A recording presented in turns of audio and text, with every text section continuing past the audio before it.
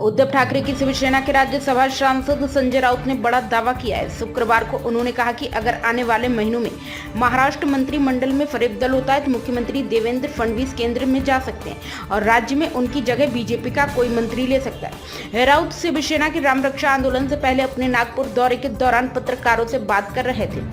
BJP का senior मंत्री बन सकता है सीएम। जब उनसे अगले 2 महीने में केंद्र और राज्य में मंत्रिमंडल में संभावित फरेबदल के बारे में पूछा गया तो उन्होंने कहा कि उस स्थिति में महाराष्ट्र में कुछ बड़े बदलाव नजर आ सकते हैं।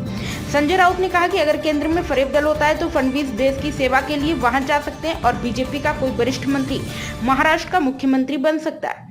राउत ने कहा कि शिवसेना ने अयोध्या राम मंदिर में कथित चढ़ावा चोरी के विरोध में 18 जुलाई को नागपुर में राम रक्षा प्रदर्शन आयोजित किया। उन्होंने कहा कि राष्ट्रीय स्वयं सेवक संघ समेत सभी हिंदुत्ववादी संगठनों को इसमें शामिल होने के लिए निमंत्रण भेजा गया। उन्होंने कहा, हमने आरएसएस प्रमुख मोहन भागवत से अनुरोध किया है कि यदि वह स्वयं नहीं आ सकते तो अपने प्रतिनिधि भेजें। इसी तरह बीजेपी समेत विभिन्न राजनीतिक दलों के नेताओं और स्थानीय विधायकों को भी निमंत्रण भेजे गए। कांग्रेस अध्यक्ष मल्लिकार्जुन खड़गे द्वारा प्रधानमंत्री नरेंद्र मोदी को पत्र लिखकर संसद सत्र शुरू होने से पहले परिसीमन पर सर्वदलीय बैठक बुलाए जाने की मांग करने के बारे में पूछे जाने पर राउत ने कहा कि हम उनकी बात से सहमत हैं।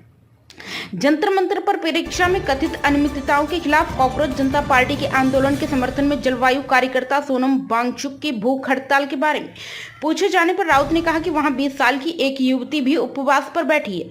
उन्होंने कहा क्या उनकी बिगड़ती हालत की रिपोर्ट प्रधानमंत्री, गृह मंत्री और राष्ट्रपति द्रौपदी मुर्मू तक नहीं पहुंच रही है। सत्ता में बैठे लोगों में संवेदना खत्म हो गई। क्या मोदी मंत्रिमंडल में किसी भी सोनम वांगचुक के समर्थन में खड़े होने की हिम्मत है?